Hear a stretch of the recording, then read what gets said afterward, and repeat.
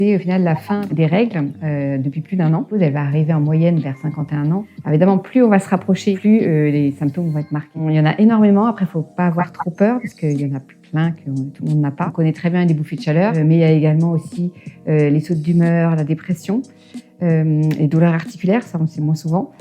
On a aussi une sécheresse en fait un peu partout, donc au niveau même des yeux, de la peau, évidemment des parties intimes, même au niveau des cheveux. Et ensuite, il peut y avoir pas mal de petits désagréments, évidemment au niveau libido. Les risques en fait d'ostéoporose et de maladies cardiovasculaires vont être multipliés après la ménopause, parce qu'on est plus protégés, nous les femmes, par les œstrogènes. Et les œstrogènes, voilà, ça nous permet de nous protéger au niveau du cœur, au niveau évidemment du calcium et de la formation des os. Je pense que c'est important de se préparer parce qu'en fait, ça prend du temps d'avoir une meilleure hygiène de vie. Et plus l'hygiène de vie va être bonne, plus ça va être facile, on va dire. Moins les symptômes seront forts. Alors au niveau alimentation, moi je conseille vraiment de réduire le sucre parce que le sucre va être inflammatoire, on va dire exacerber les bouffées de chaleur ou d'autres problèmes d'inflammation. On peut essayer de monter le pourcentage de cacao du chocolat par exemple qu'on prend, de ne pas se dire qu'il faut bannir le gras. Ce qu'il va falloir, c'est l'équilibrer, puisque en fait toutes les bonnes graisses, en tout cas, elles vont nous aider au niveau hormonal.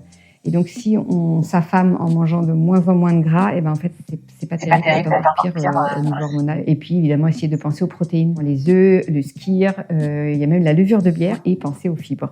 Les phytoestrogènes en fait dans notre corps, on les appelle comme ça parce qu'ils vont être reconnus comme des œstrogènes, alors que ce ne sont pas nos œstrogènes naturels. Et donc le fait que notre corps les repère comme ça permet de pallier en fait le manque qu'on a au moment de la ménopause. On va les retrouver évidemment dans tout ce qui est à base de soja, donc évidemment le tofu. Il y a le lin aussi qu'on contient un petit peu.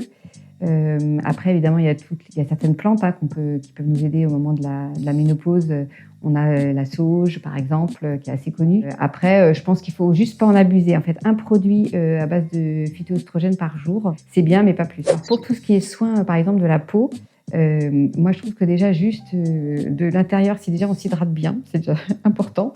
Si on fait attention aussi à prendre suffisamment de zinc, donc quitte à prendre des compléments parce que ça aide vraiment aussi sur la peau. Alors on parle aussi du collagène, de pouvoir se faire des petits massages visage, ça c'est important. De ne pas être sur des produits trop abrasifs, mais de ne pas hésiter à utiliser par exemple des huiles qui vont vraiment nourrir. L'aloe vera, ça aussi ça aide aussi pour l'hydratation de la peau. De se dire j'avance tranquille dès 40 ans. Je pense que c'est vraiment important parce qu'à 40 ans, c'est là où on commence à avoir souvent une petite prise de poids qui commence à nous alerter sur la légère baisse des hormones qui commence. C'est dur de se voir vieillir, mais en même temps, si on arrive à s'épanouir, c'est pas grave, ça permet de passer à autre chose et de vivre aussi une belle deuxième partie de vie.